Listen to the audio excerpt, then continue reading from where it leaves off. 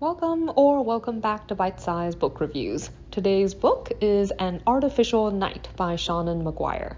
So this is actually one of the earlier books in the October Daye series. After reading 14 and 15, I decided to track this one down since it had one of the referenced events that did kind of catch my interest. So there were two major things that begin this particular story. First, October meets her fetch. So a fetch is essentially I guess it's like a messenger of death, like it's an ill, or not ill omen, it's like a spirit that takes on the shape of a person, and the appearance of one sort of foretells that that person is soon going to die, because their role is to escort that person into the afterlife, I guess, and make the transition into dying like a little bit easier in some way. Or at least that's my interpretation of what they said. And your fetch often looks like exactly like you and has all the memories that you had up to the point at which they were created. So pretty unwelcome visitor to find on your doorstep. The second thing is that October gets contacted by one of her close friends when two of her children disappear. Like she and her husband woke up in the morning and just found their beds empty, even though they're too young to really wander off far by themselves. And a third one of their children is asleep and won't wake up. So the main character agrees to both try to find a way to heal the sleeping child and to find the missing children. But in the process of looking for these missing children, she encounters stories, I guess, about firstborn. So firstborn are basically they're really old, really powerful fae. Like they tend to be the children of their first three, like god level type fairies, I guess. They tend to be extremely powerful, hold a great deal of influence over others, and there's one called Blind Michael who's known for stealing children away to join his hunt.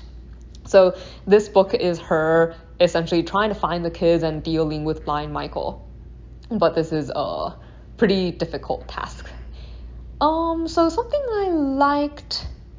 I kind of like the use of, children's nursery rhymes, because they refer to Michael as like a children's monster, so to speak. So a lot of things in like the way he works, like his kingdom or court or whatever, can relate back to children's stories. And I think this book had it was kind of nice how it followed one particular incident from beginning to end instead of having a lot of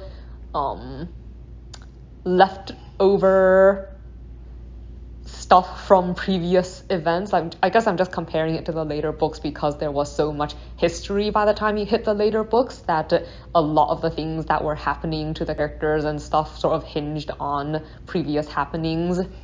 And while I kind of like the way that feels because it creates like a really solid world, it also is a little bit messier and doesn't have as much of that coming full circle kind of feeling that books that are more self-contained can have. But something I did not like was that I found Toby extremely frustrating in this book.